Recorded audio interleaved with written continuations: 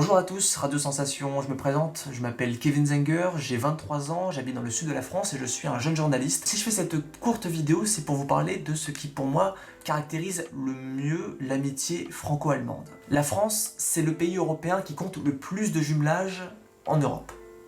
Près de 6700 jumelages. Et un jumelage sur 3 est pratiqué avec une ville allemande.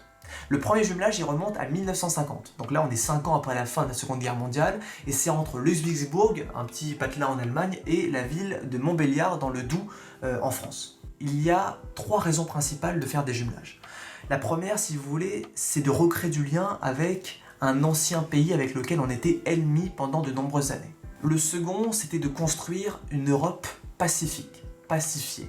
Et le troisième, et je pense que c'est le plus important, c'était de créer de nouvelles opportunités avec une jeunesse européenne, et notamment avec une jeunesse française et une jeunesse allemande qui se rencontrent, qui se réconcilient, qui apprend à se connaître. Quoi de mieux que la jeunesse pour élargir des horizons. Lorsque j'étais au collège, j'ai choisi allemand comme langue en LV2. Pendant mon cursus scolaire en allemand, j'ai été amené à faire des voyages extrascolaires dans une ville allemande qui était jumelée à la mienne, qui s'appelait Königstein, une ville pas loin de Francfort. Et donc je me rappelle de ces lettres que nous avions reçues juste avant notre départ en Allemagne, de nos correspondants qui nous avaient écrit en français en nous disant qu'ils étaient impatients de nous rencontrer, enfin qu'on aille chez leurs parents, chez eux.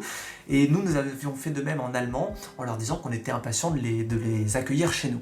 Et donc j'ai le souvenir fabuleux de ces voyages en Allemagne, de ces correspondants que je connaissais à peine, dont je ne comprenais pas tout, et eux ne me comprenaient pas trop non plus, mais on arrivait quand même à communiquer, à parler de notre histoire commune, qui à l'époque nous divisait et aujourd'hui nous rassemble. Et c'est pour cette raison que les jumelages franco-allemands sont, à mon humble avis, les meilleurs vestiges de notre amitié franco-allemande.